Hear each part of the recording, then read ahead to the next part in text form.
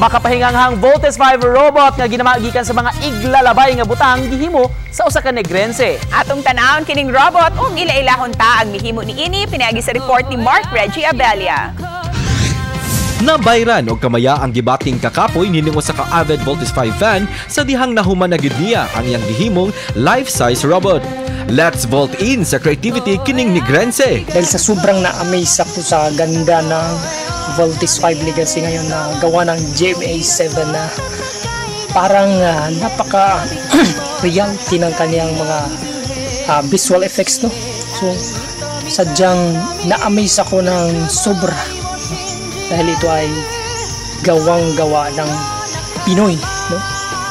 Ginama kini ni Cooling de la Cruz Jr., taga La Libertad, Negros Oriental, gikan sa mga iglalabay nga butang sama sa old motor parts, kahoy ug uban pa.